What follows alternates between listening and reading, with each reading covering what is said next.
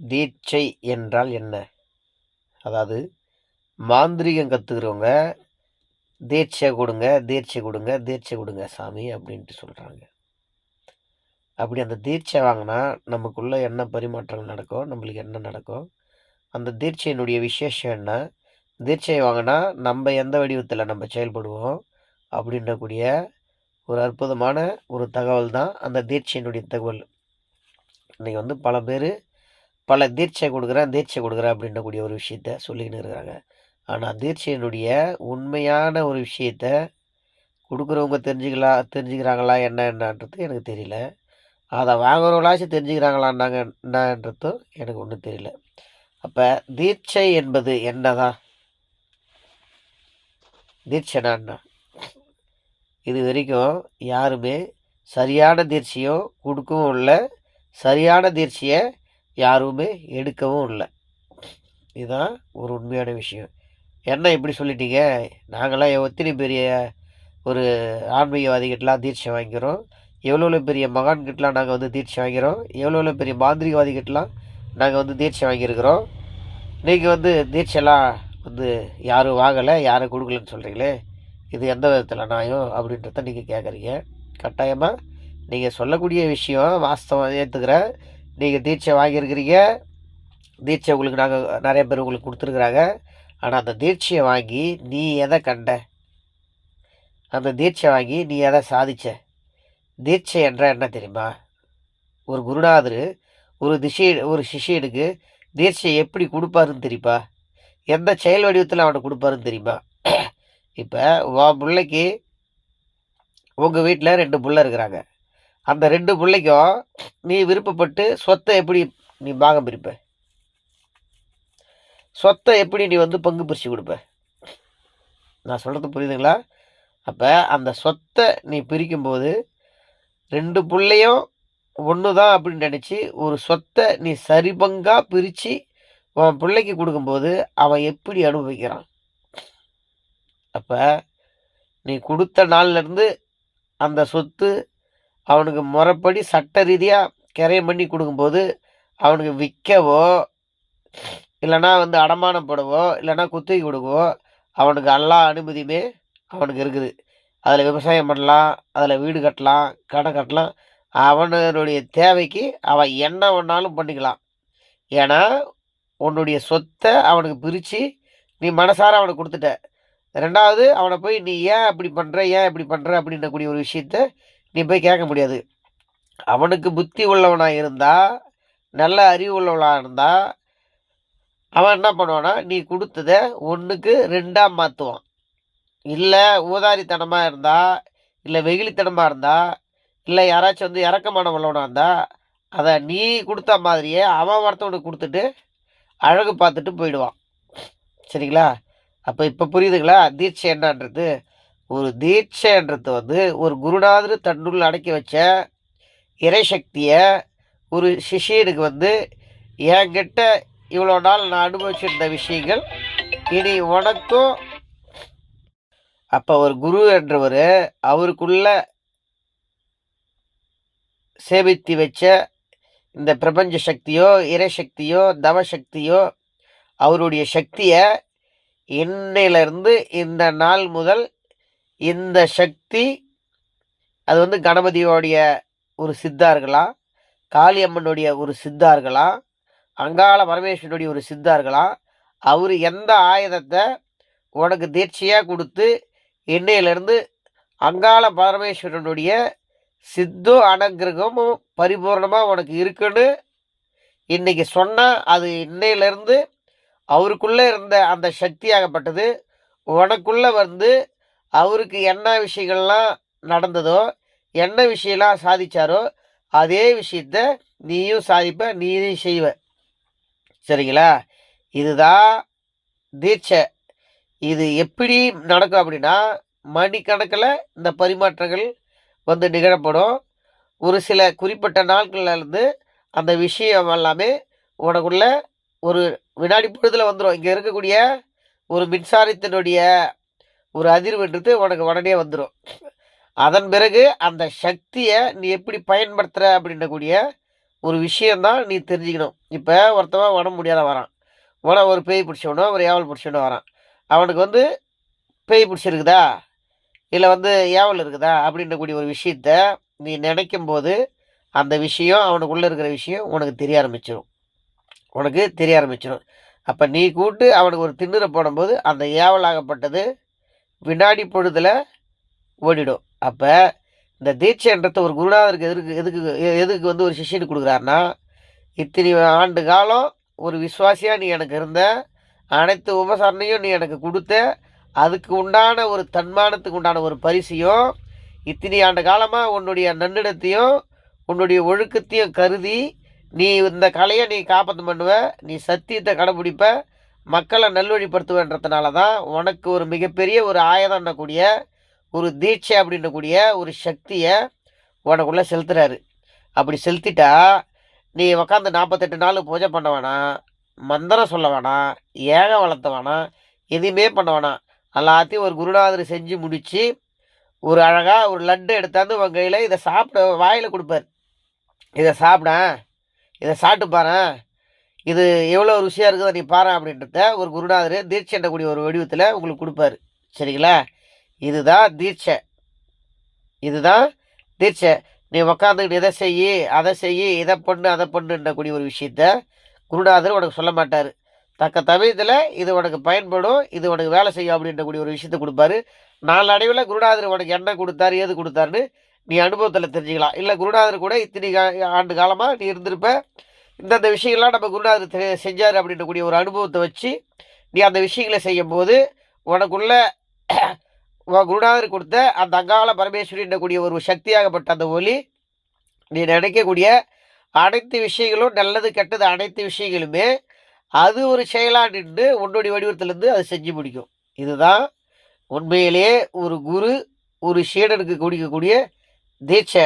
ஆனால் நீங்கள் சொல்கிறீங்க தெரியுமா, தீட்சை வாங்கிறதுக்கு அப்புறம் 48 நாள் பூஜை பண்ணணும், அதுக்கப்புறம் கனவுல வந்து சொல்லும், அதுக்கப்புறம் நீ குறி சொல்லலாம், அதுக்கப்புறம் இது சொல்லலான்றது.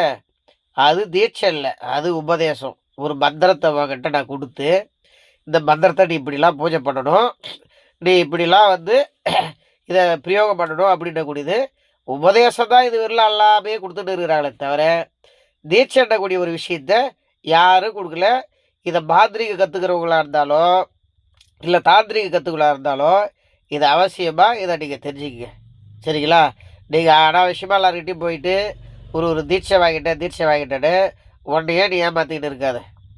ஒரு உண்மையான குருன்றவர், ஒரு சக்தி படித்த ஒரு வல்லமை படித்த குருன்றவர் தன்னில் இருக்கக்கூடிய ஒரு சக்தியை உனக்கு கொடுக்கும்போது அது வினாடி கணக்கில் உனக்கு வேலை செய்யணும். வினாடி கணக்கில் ஒரு மாற்றத்தை உனக்கு கொடுக்கணும். அதுதான் தீட்சை. உயிரூட்டு முறை, சக்தி ஊட்டு முறை, உயிர் கொடுத்தல். ஒரு செத்து போன பணத்துக்கு ஒரு குருநாதர் உயிர் கொடுத்தானா எப்படி அந்த பணம் எழுந்து உக்காந்து அல்ல அசைவும் நான் இப்படி ஆனால் நான் நல்லா இருக்கிறேன்றத உங்ககிட்ட பேசுதோ அதே மாரி தான் ஒரு பட்டுப்போன மரத்துக்கு தண்ணி ஊற்றுற கதை தீட்சைன்ற ஒரு விஷயம். சரிங்களா? தீட்சை வரேன்னு அங்கேயும் இங்கேயும் ஓடிக்கிட்டு டைமை வீணடிக்காதீங்க. உபதேசம் வாங்குங்க. நல்ல குருநாதரை பார்த்து உபதேசம் வாங்குங்க. ஒரு மந்திரத்தை போய் ஒரு உபதேசமாக வாங்கிடுவாங்க. இந்த மந்திரத்தை எத்தனை மணிக்கு பழகலாம், இந்த மந்திரத்தை எப்படி எழுதலாம் அப்படின்றக்கூடிய ஒரு முறையை தெரிஞ்சுக்கிட்டு நீங்கள் பண்ணுங்க. ஆனால் இதுவரையிலும் யாரும் தீட்சையை நான் கொடுத்த மாரியும் நான் பார்க்கல, தீட்சையை வாங்கினாலையும் நான் பார்க்கல. தீட்சை கொடுக்குறாள் எல்லா சக்தி படித்தவராக இருக்கணும், அனைத்தும் உணர்ந்தவராக இருக்கணும். ஒரு சக்தியை கொடுக்கும்போது பாரபட்சம் பார்க்காத, ஐயோ நான் இத்தனை வருஷம் சேர்த்து வச்ச என்னுடைய புண்ணியம் போதே, இத்தனை வருஷம் பண்ண என்னுடைய தவ வலிமை போதே, நான் சேர்த்து இவனுக்கு நான் கொடுக்கணுமா அப்படின்றக்கூடிய ஒரு குடும்பக்கிட்ட இருந்து அந்த தீட்சை கொடுப்பாரானா கொடுக்க மாட்டார். அவர் இன்னும் பக்குவப்படாத ஒரு குருநாதர். சரிங்களா? ஒரு குருன்றவர் எந்த விதமான எதிர்பார்ப்பும் இல்லாத, எந்த விதமான ஒளிமறைவும் இல்லாத, தனக்குள்ள தான் கையில் வச்சுக்கக்கூடிய ஒரு 10,000 ஒரு மனசார ஒருத்தவனுக்கு கொடுக்கணும். இந்தா ஒரு 5,000 நீ வச்சுக்கிட்டு இன்னிலேருந்து நீ நல்லா இருப்போம், உனக்குள்ளேயும் அனைத்துமே நடக்கும், இந்த 5,000 நீ வச்சுக்கி அப்படின்றக்கூடிய ஒரு செயல் வடிவம் தான் தீட்சை. இதை நல்லா நீங்கள் புரிஞ்சுக்க. சும்மா தீட்சை வாங்குறேன் தீட்சை வாங்கிட்டா நீ என்னத்துக்கு பூஜை பண்ணுற? நீ சொல்லு. தீட்சை வாங்கிறதுக்கு அப்புறம் நீ ஏன் பூஜை பண்ணுற? ஒரு தீட்சை நீ வாங்கிட்ட, தீட்சையினுடைய உண்மையான விஷயமே இன்னும் வந்து உங்களுக்கு யாரும் சொல்லலை. சொன்னாங்களா இல்லையான்னு எனக்கு தெரியல. சரிங்களா? ஆனால் நான் இப்போ சொல்கிறேன், இதுதான் தீட்சை. தீட்சைனா இதான். தீட்சைன்றது ஒரு மனுஷனுக்கு வந்து உயிர் கொடுக்குறது. அப்போ உயிர் கொடுத்ததுக்கப்புறம் அவன் செயல்பட ஆரம்பிச்சிருவான். அவனுக்குள்ளே இருக்கக்கூடிய எல்லாமே செயல்பட ஆரம்பிச்சிடும். அவன் தெரிஞ்சு செயல்பட்டாலும் தெரியாத செயல்பட்டாலும் அவன் சொன்ன வார்த்தைகள் எல்லாமே பலிக்க ஆரம்பிச்சிடும். ஒரு குருநாதர் ஒரு சக்தி அவனுக்கு கொடுத்துட்டாருன்னா. சரிங்களா? அப்போ இப்படி இருக்கும்போது நீங்கள் தீட்சை ஆகிட்டு எதுக்கு 48 நாள் பூஜை பண்ணுறீங்க? நீங்கள் எதுக்கு எல்லாம் பண்ணுறீங்க? நீங்கள் சொல்லுங்கள். இன்றைக்கி உண்மை 25,000 கொடுத்து அவங்க ஒரு தீட்சை கொடுத்துட்டா எல்லாமே உனக்கு நடந்துருப்பா? ஒரு 10,000 கொடுத்தது நீ போய் ஒரு தீட்சை வாங்கிட்டு ஒரு விநாயகரை வாங்கிட்டா ஒரு காளி வாங்கிட்டா உனக்கு எல்லா காரியம் நடந்துருப்பா? இது எந்த விதத்தில் நியாயம்? உங்களுக்காச்சும் கொஞ்சமாச்சும் நீங்கள் உங்களுக்கு ஒரு அறிவு இருக்குது இல்லை, அதை நீங்கள் யோசனை பண்ணி பாருங்கள். சாமி எவனை வைக்க முடியுமா? சாமி எவனை வாங்க முடியுமா? சாமி கொடுக்குற அந்த காலகட்டத்தில் எவனை இருக்கிறானா? நீங்கள் சொல்லுங்கள். எல்லாம் ஒரு வருமானத்துக்காக ஒரு பிஸ்னஸுக்காக பல விஷயங்கள் அங்கேயும் ஓடிக்கொண்டு இருக்குது, பார்த்துக்கிட்டு தான் இருக்கிறேன். என்றைக்கு வந்து நீங்களாம் வந்து உங்களுடைய சுய சிந்தனை வந்து இதெல்லாம் நீங்கள் யோசிக்க ஆரம்பிக்கிறீங்களோ, ஒரு விழிப்பு உங்களுக்கு கிடைக்குதோ, அன்றைக்கு உங்களுக்குள்ளே இருக்கக்கூடிய ஒரு ஜோதி பிரகாசமாகவும் அதுக்குள்ளே ஆயிரக்கணக்கான சித்தர்களை பார்க்கலாம், மகான்களை பார்க்கலாம், தெய்வத்தை நீங்கள் பார்க்கலாம். இது வரைக்கும் நீங்கள் அங்கேயும் இங்கேயும் தீட்சை வாங்குறேன்னு நீங்கள் ஓடிக்கிட்டு தான் இருக்கிறோம். இங்கே தீட்சை கொடுக்குறேன், அங்கே தீட்சை கொடுக்குறேன், இதை வாங்குறேன் அதை வாங்குறான்னு வாங்கிட்டு வந்து உங்கள் வீட்டு நடு வீட்டில் சட்டி முட்டியை நிரப்பி வச்சுக்கங்க. அதனால் உங்களுக்கு ஒன்றும் ஆகப்படுறது கிடையாது. மந்திரத்தை இன்றைக்கி சொல்லி நாளைக்கு மாங்காயை பழுக்க வைக்க முடியாது. மந்திரத்தை இன்றைக்கி சொல்லி நாளைக்கு மாங்காயை பழுக்க வைக்க முடியாது. மந்திர பிரயோகம் பண்ணி உனக்குள்ளே ஒரு சக்தி ஒரு உயிர் விட்டு பண்ணும்போது அது பிற்காலத்தில் தான் அதனுடைய ஒளியாகப்பட்டது சக்தியாகப்பட்டது தக்க சமயத்தில் உனக்கு வந்து உபயோகப்படும். சரிங்களா? அப்போ அந்த மாதிரி விஷயங்கள் தான் மந்திரங்கள் யந்திரங்கள் எல்லாமே. நான் இன்றைக்கி மந்திரம் சொல்லிட்டா நாளைக்கு வேலை செஞ்சிருமான்னு செய்யாது. உபதேச முறையில் உபதேசம் ஒரு ஆள்கிட்ட வாங்குறீங்க, மந்திரம் வாங்குறீங்க, யந்திரம் வாங்கிட்டு அதை வாங்கிட்டு நீ செய்ய பழகணும். அதில் எல்லாமே நீ கற்றுக்கணும், எல்லாத்தையும் நீ பார்க்கணும், அடிப்பட்டு நீ எல்லாமே பார்க்கணும். இது உபதேச மந்திர விஷயங்கள். சரிங்களா? தீட்சைன்றது ஒரு விஷயத்த இன்டெரக்டாக நீ வாங்குற. ஒரு குருநாதருக்கு இத்தனை வருஷம் செஞ்ச ஒரு சேவையினாலேயோ ஒரு கடமை காரியத்தினாலேயோ ஒரு குருநாதர் உனக்கு பிரியப்பட்டு இறக்கப்பட்டு உன் மேலே ஒரு கருணை கொண்டு தான் பெத்த பிள்ளைக்கு கொடுக்குற மாதிரி உனக்கு ஒரு சக்தி என்னக்கூடிய ஒரு தீட்சையை அவர் கொடுப்பாரு.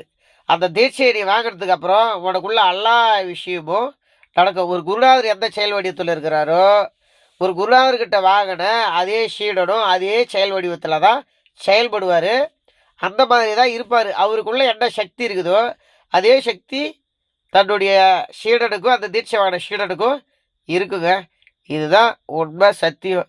நீங்கள் எந்த கோணத்தில் எப்படி போய் அலசி பார்த்தாலும் உங்களுக்குள்ள நீங்கள் போய் பார்க்குற இடம் பூராவே ஏமாற்றங்கள் இருக்குமே தவிர உண்மைன்றது இருக்காது. உங்களுக்கு ஏமாற்றம் மட்டும்தான் மிச்சமாக இருக்கும், உங்களுக்கு வெற்றின்றது இருக்காது. அதனால் தீட்சை வாங்குறக்கூடிய ஒரு முயற்சியை விட்டுட்டு உபதேசம் போய் கேளுங்க. ஒரு விஷயத்தை எப்படி செய்யணும்னு நீங்கள் போய் கேட்டானாலுமே நீங்கள் போய் கேட்கக்கூடிய ஆள் என்ன பண்ணுவார்? யோசிச்சு பார்ப்பார். நான் அப்போ அவர் சொல்ல தீட்சைடான்ட்ட அப்போ இதான் ஒரு கற்பூரம் மாதிரி. கற்பூரம் வத்திப்பெட்டிக்கிட்ட தீட்சை வாங்குது. வத்திப்பெட்டி யார்? குருநாதர். கற்பூரம் யார்? சிஷ்யன். சரிங்களா? அப்படி உரசி அப்படி வைக்கும்போது கப்புன்னு பிடிச்சிக்கிது பாருங்க. இதை தான் தீட்சை. வத்திப்பெட்டிக்கோ கற்பூரத்துக்குள்ள தொடர்பு தான் குரு சிஷ்ய உறவு. குரு பற்ற வச்சாருன்னா கற்பூரம் பக்குன்னு பிடிச்சிக்கும். அப்போ ஒரு சீடை வந்து ஒரு கம்புன்னு இருந்தவன் ஒரு மந்த நிலையில் இருந்தவன் பற்ற வச்சு குப்புன்னு பற்ற வச்சு சுற்று வட்டாரத்தில் இருக்கிற ஒரு ஒளியை கொடுக்குறான் பாரு. அதுதான் பற்ற வச்சது யார்? குரு. ஒளி கொடுத்தது யார்? சிஷ்யன். இப்போ பார்த்துக்க, இதுதான் தீட்சையினுடைய விஷயம். உள் சுத்தம் பண்ணுறாங்களா, வெளி சுத்தம் பண்ணுறாங்களா, என்னென்னமோ கதையெல்லாம் நடக்குதுடா சாமி. எனக்கு ஒன்றும் புரியல. ஏதோ ஒரு போக்கில் போயிட்டு இருக்குது. போகட்டும், ஒன்றும் பிரச்சனை இல்லை, பார்த்துக்குவோம். உண்மையான விஷயங்கள் எல்லாமே நான் இருக்கிற வரலும் உங்கள் எல்லாத்துக்கும் வெட்ட வெளிச்சமாக நான் உங்களுக்கு சொல்லிக்கிட்டு வரேன். நீங்கள் பாருங்கள். நீங்கள் பார்த்து நீங்கள் முன்னேற்றத்தில் நீங்கள் பாருங்கள். சரிங்களா? நான் உபதேசம்ன்றக்கூடிய ஒரு செயல் வடிவத்தில் இருக்கிறேன். தீட்சை வந்து எனக்கு விருப்பப்பட்டு எனக்கு யாரை பிடிக்குதோ எனக்கு விருப்பமாக இருக்குதோ என்னைக்கு நான் யாருக்கிட்ட கொடுக்கணும்னு வருதோ அவங்களுக்கு கட்டாயமாக நான் கொடுப்பேன். ஒரு சில தீட்சைன்றக்கூடிய ஒரு முறையை நான் கட்டாயமாக என்னுடைய மாணவராகிய உங்களுக்கும் என்னுடைய சீடர்களாகிய உங்களுக்கோ என்னுடைய பக்தர்களாகிய உங்களுக்கோ ஒரு சில விஷயங்களை நான் வந்து கொடுத்துக்கிட்டு தான் இருக்கிறேன். நான் கொடுத்துக்கிட்டு தான் இருக்கிறேன், கொடுக்க தான் போகிறேன். ஏன்னா நீங்கள் இருக்கக்கூடிய அமானுஷ்ய பிரச்சனைலேருந்து வெளியே வரணுன்றதுனால அந்த தீட்சையை நான் எனக்குள்ளே இருக்கக்கூடிய நான் சேமித்து வச்ச அந்த சக்தியினுடைய ஒளியை உங்களுக்கு நான் கொடுக்க தான் போகிறேன். சரிங்களா? அதனால் அதில் மாற்று கருத்துக்கள் கிடையாது. ஏன்னா ஒரு ஆயுதத்தை உங்களுக்கு கொடுக்கும்போது நீங்கள் எதிராளி மேலே தப்பான முறையில் பிரயோகம் பண்ணிட்டீங்கன்னா அந்த பாவங்கள் எல்லாமே எனக்கு வந்து சேரும். அதனால் ஒரு விஷயத்தை கொடுக்கும்போது ஒரு முறைக்கு 1000 முறையே உன்னைய நான் பரிசோதனை பண்ணி உன்னைய பார்த்து தான் ஒரு விஷயங்கள் என்றது கொடுக்க முடியும். அவர் எளிதான ஒரு விஷயங்கள் என்றது கிடையாது. தீட்சை கொடுத்து உயிரோட்டம் கொடுக்குறது எண்ணக்கூடிய ஒரு விஷயம். அதனால் கட்டாயமாக என்னை தவறுதெல்லாம் நீங்கள் நினச்சிக்காதீங்க. நீங்கள் இருக்கக்கூடிய பிரச்சனையிலேருந்து நீங்கள் இருக்கக்கூடிய துன்பத்திலேருந்து வெளிவரத்துக்கு உங்களுக்கு 1000 வழிகள் நான் சொல்லிக் கொடுப்பேன். பலாயிரம் வழியே பாதியை நான் வகுத்து கொடுப்பேன். அந்த பயணம் நீங்கள் பண்ணும்போது அதுலேருந்து நீங்கள் வெளியே வந்துடலாம். சரிங்களா? அந்த தீட்சை எண்ணக்கூடிய ஒரு விஷயத்த எல்லாருக்கும் எல்லாம் வந்து கொடுத்துட முடியாது. அது சாத்தியமில்லாத விஷயம். அது வந்து சாத்தியமில்லாத விஷயம். சரிங்களா? அதனால் நீங்கள் எதுக்கும் தீட்சை வாங்கினா தான் நீங்கள் அப்படிலாம் கிடையாது. உபதேசத்தினுடைய வழியிலே போய் எல்லா விஷயத்தையுமே நீங்கள் வந்து சாதிக்கலாம். அதாவது வந்து தீட்சைன்றது நான் உங்களுக்கு தெளிவாக சொல்லிட்டேன். ஒரு குருநாதர்கிட்ட ஒரு சிஷ்யம் பண்ணக்கூடிய ஒரு சேவையினால், ஒரு பாசம், ஒரு பற்று, ஒரு அன்புனால ஒரு சிஷ்யனுக்கு ஒரு குருநாதர் எனக்கு அப்புறம் இனி எல்லாமே உங்ககிட்ட நிற்கும், உனக்கு வந்து எல்லாம் சேருன்னக்கூடிய ஒப்புதல் கொடுக்கறது தான் தீட்சைன்றது. அப்போ ஒரு காலகட்டத்துக்கு ஒரு ஆயுதத்தை ஒரு தீட்சை ஒரு சக்தியாக ஒரு குரு வந்து ஒரு சிஷ்யனுக்கு வந்து அவனுடைய தேகத்தில் செலுத்திக்கினே இருப்பார். சரிங்களா? இது தாங்க உண்மையான தீட்சை. தீட்சைக்கு இவங்களா ஒரு பேர் வச்சுக்கிறாங்க, தொடு தீட்சைன்றாங்க, பார்வை தீட்சைங்க. ஒரு குருநாதர் வந்து ஒரு மானுஷ்ய சீடனுக்கு வந்து ஒரு சக்தியை கொடுக்கணும்னு நினச்சா தொட்டு கொடுத்தாலும் சரி, சொல்லி கொடுத்தாலும் சரி, இல்லை தூரத்தில் இருந்தாலும் வார்த்தையின் மூலியமாகவே அந்த சக்தியை வந்து உள்ளே செலுத்திடுவார். சரிங்களா? அதுக்கு வந்து பல விதமான கோணத்தில் பல விதமான பேர்கள் வச்சுருக்கிறாங்க. எனக்கு அந்த அளவுக்கு படிப்பறிவு கிடையாது. நான் படிப்பறிவு இல்லாத ஒரு ஞான சூனியம் தான். படிப்பில் தான் நான் சூனியம். சரிங்களா? 10வதுலேயே நான் வந்து 6 மார்க் எடுத்தவன். சரிங்களா? அதனால் நான் அதிகமாக எதுவும் படிக்கலை. ஆனால் கட்டாயமாக உண்மையை நான் தெரிஞ்சிருக்கிறேன். உண்மையினுடைய ரகசியத்தை நான் தெரிஞ்சிருக்கிறேன். அதனால் பல வகையில் உங்களுக்கு இருக்கக்கூடிய எதிர்மறையான விஷயத்துக்கு அதுக்குண்டான எதிர்மறையான விஷயத்தை நான் சொல்லி நீங்கள் உங்களுக்கு ஒரு தெளிவை கொடுத்து நீங்கள் இருக்கக்கூடிய பிரச்சனைலேருந்து 100% 1000% உங்களை நான் வெளியே கொண்டாட முடியும். அதுக்கு எனக்கு கொஞ்சம் டைம் தேவைப்படும். கட்டாயமாக உங்களுக்கு எல்லா விஷயத்தையும் சொல்லி நீங்கள் இருக்கிற பிரச்சனைலேருந்து நான் வெளியே கொண்டாடுவேன். சரிங்களா? இதுதான் தீட்சையினுடைய உண்மையான அடிப்படை விஷயம். எங்கேயும் தீட்சை அப்படின்றது நீங்கள் ஓட வேணாம். மந்திரம் படித்தா நாளைக்கு எல்லாமே உனக்கு நடந்துடாது. காலப்போக்கில் தான் எல்லாமே நடக்கும். சரிங்களா? இதை நல்லா நினைவு வச்சுக்கோங்க மக்களே. அடுத்த வீடியோவில் அடுத்த விஷயத்த நான் கட்டாயமாக உங்களுக்கு நான் சொல்லிக் கொடுக்குறேன். நன்றி, வணக்கம்.